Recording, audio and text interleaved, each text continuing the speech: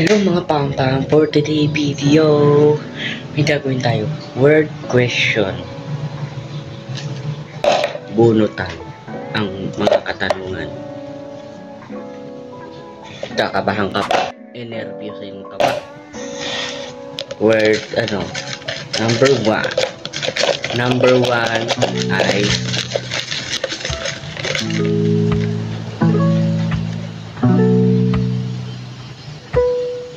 anong hilig mo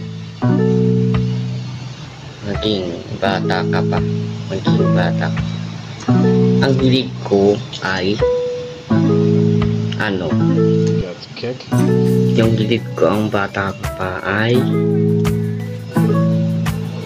malapit sa sa magulang. Yun lang. Ang gusto ko malapit sa magulang. Siyempre, gusto ko maging successful din. Iniisip ko paano ba yung magulang mo ay tinatawid ang hamon ng buhay. Yung gusto ko maging malapit kami sa buong pamilya. Malapit sa buong pamilya yun. Number 2. Round 2.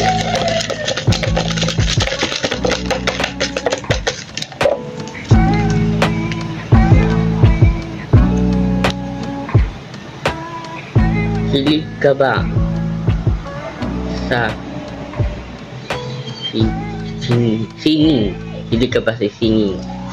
Siyempre, malamang hilig ako sa song, mga ibang kantahan hilig ako. Kaso, nabubulol ako habang kumakanta. Anawitin ito ay parang... Pero mga ibang tono, doon ako nabubulol. Kaso, hindi ako hilig sumali mga contest. Sumasali ako. Ilang beses na ako sumali, kaso natatalo. Next, round 3.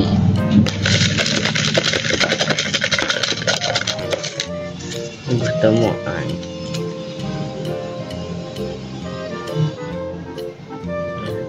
kailan ka pa matulong ng matuto nag-edit? Kailan ako natuto nag-edit sa video na to ay nahula ko lang paano ko to na-download, paano ko to pinanood, paano ko scripted lang ito, ginagawa ko pa lang to. Hindi, totoo to guys, totoo. Yung scripted na to ay gawa ko lang, totoo. Dito lang, hilig ko nag-edit ay shortcut lang. Saan ako nag-edit sa cellphone lang, sabay lang sa video, cellphone lang yung ginagawa ko. Kaya every hours ako natapos. 2 hours ako natapos sa pag-edit ko, 2 hours. Minsan bukas ko natatamad ako, bukas itatapos. Ganun ako bukas ko itatapos, tamad ako, bukas na lang. Kaya ilang araw ko na dating hindi ko pa ina-upload, kaya ganun natatagalan.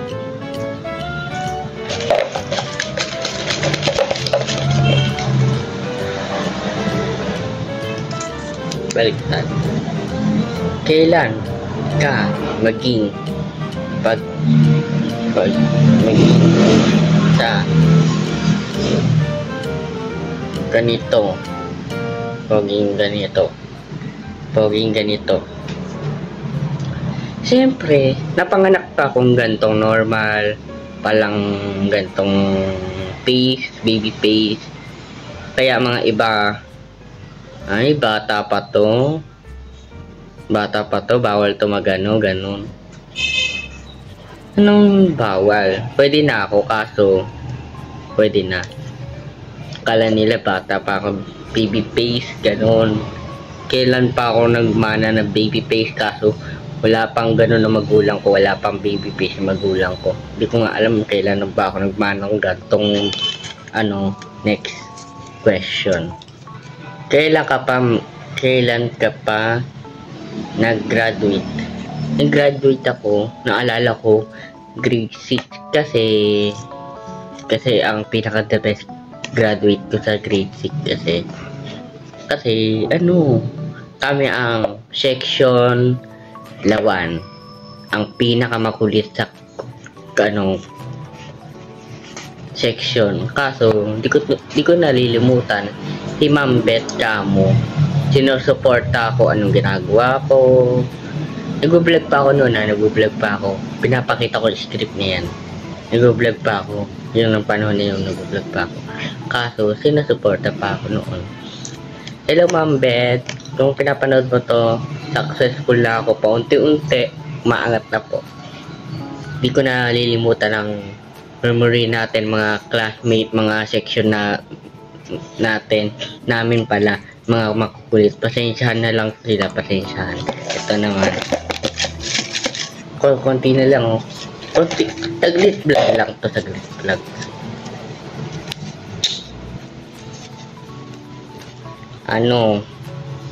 Masisili.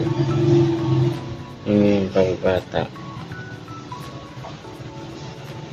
Anong pagsisihan ko? Wala eh. Pagsisisihan ko lang eh. May mali akong tama. May mali akong ginawa. May mali.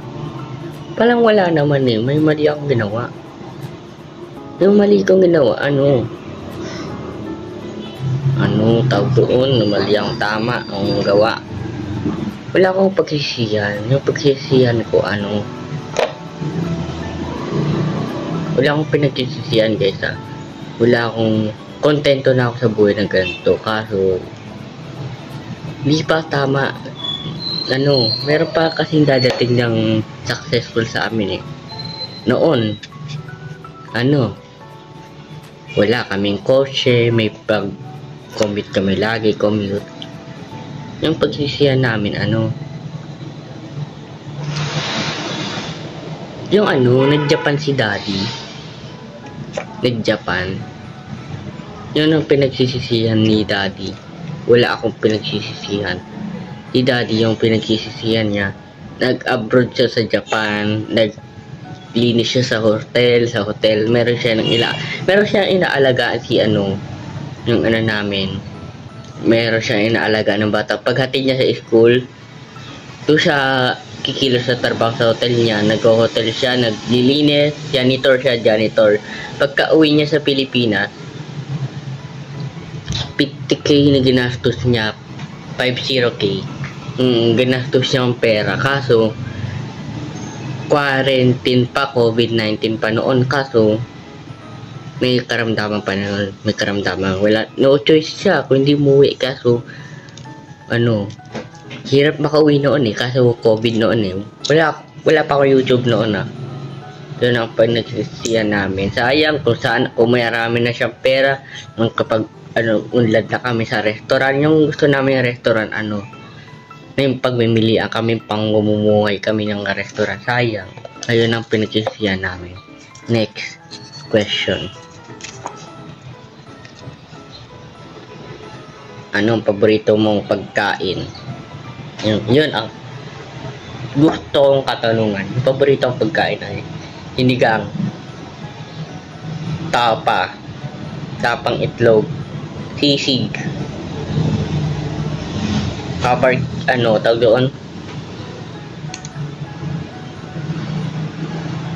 kare-kare, dinuguan.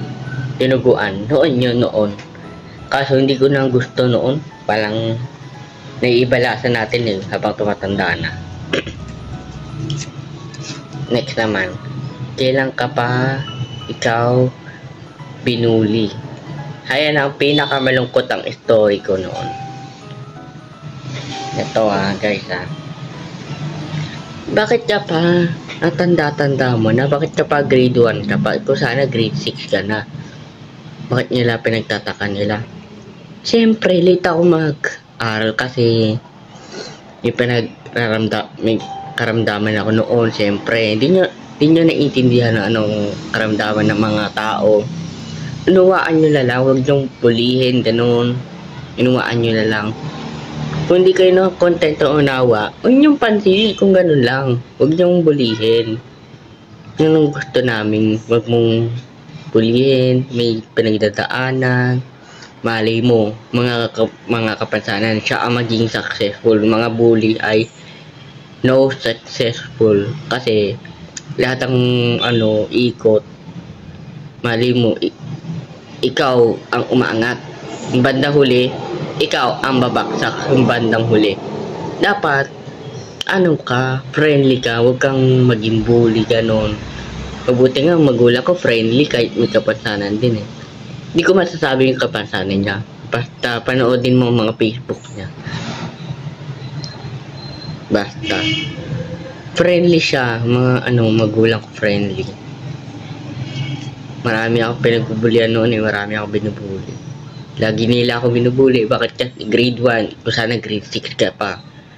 Yung edad ko kasi, napagsisiyan ako, bakit ganito edad ko, kung sana doon akong grade 6. Yun lang. Yun ang tinatanong ko. Bakit kayo nagbubuli? Kasi may kulang ba kayong ginawa? May pinagdadaanan ba kayo? Wag nyong i-ano yung galit niya sa amin. Wag mong ibus ang galit niya sa akin. Ganon. Sa ibang bata, wag mong ibuhos. Next question. Ilan na ba to? Haba naman. Anong gusto mo ang ugali ang crush mo? Yung ugali ng crush ko. Kaso hindi pa muna ako maghahanap. Wag muna. Kusang loob ang pagmamahal. Yung palang kusa ang panahon dumadating. Sa 22 pa ako makakaroon sa 22. Ayoko pa eh, nag-iipon pa akong yung pera eh, nag-iipon pa.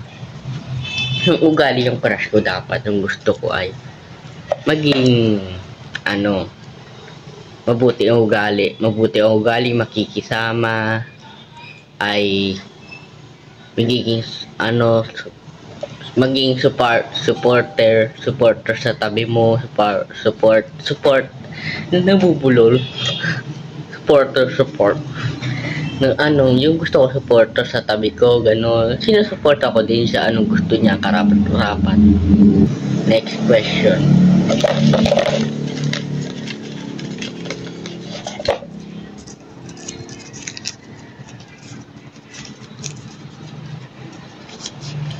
Anong gusto mong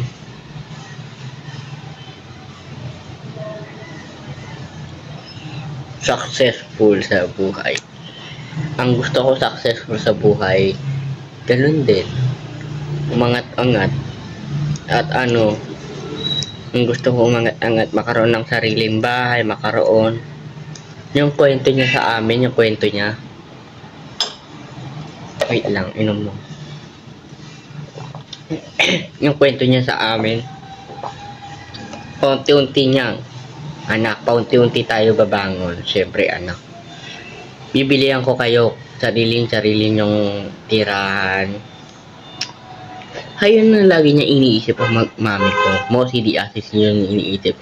May sarili kaming lupa. Ano, takbo ang negosyo, ganun. Yung gusto niya, supportahan kami, ganun.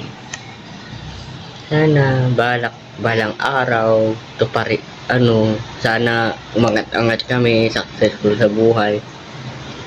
Sana wag dumating ang problema. Siyempre, dumadating yan, pero di natin alam. Next question. Ilan na lang to? Sa dalawa, tatlo, apat, lima, anim. 6 na lang. Ilan na lang to? Kung kita. Anong magandang message sa viewers mo? Message sa viewers mo pala. Yung message ko sa viewers, yung message ko sa inyo ay sana nandito pa rin kayo, nanonood, huwag kayong umalis, sana supportahan nyo hanggang tanda ko pa, hanggang ilang taon. Kung mga ibang viewers ko, bagong viewers ko, huwag nyo ako pagsawaan. Ito ang importante para nag-iipon ako mga viewers ko eh, kasi siyempre may pinagkukuhanan akong pera, siyempre may pinaggagamitan din ako, may pinaggagamitan. Porkit ako nag-viewers, kailangan ko pera. May pinagkagamitan ako. Lights, camera, rolling, action. May plano ako sa buhay. Gusto ko tulungan din ng pamilya ko. Ganun din. Gusto ko din. Hindi pang sarili ko lang guys. Hindi sana pakishare nyo tong video na to. Pakishare. Sana mapanood nila mga Coco Martin. Coco Martin. Hindi pa ako handa maging sikat. Okay lang pa unti-unti. Hindi biglaan. Okay lang. Anong kakatakutan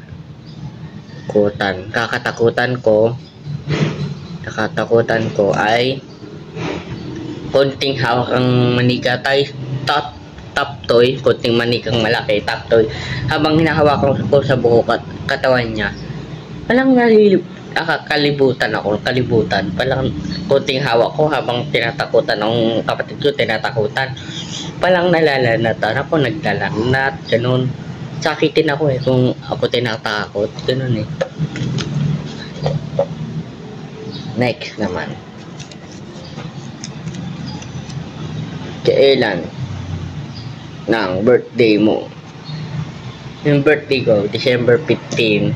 Siyempre, December 15. Yung mga bago kong viewers, December 15 ang birthday ko. Kung plano nyo nagbigay yung ligaro ko, paki-message na lang magulang ko, charot. Joke lang. Kung gusto nyo ako bigyan ng panghanda. Joke lang, huwag nyo anahin. Joke lang. Tapos na yun eh. Tapos na. Hindi ko lang binablog. Pagod lang ako. Inuuna ko lang sarili ko. Kailan ka maging content creator? Yun ang pinaka the best ang question natin. Ito ang patunay ito ang bahay na to, ang patunay ang maging content creator. Hindi ko to malilimutan, yung bahay na to, kailan ako maging YouTube. May scripted pa to. Panoorin nyo lang pag bandang huli. Yan. May voice record pa. Next. Nagmamadali pa ako eh. May mamadali. Next. Question. Baliktad. Maging kulit ka bang noon? Makulit ba ako noon? Palang wala ko natatandaan ah. Oo. Aminin ko, makulit ako. Pero hindi ko masasabi. Sa susunod na lang, nalilimutan ko. Next. Hindi ako masyado makulit ah. May kabatihan din ako ginagawa. Last question, wala na.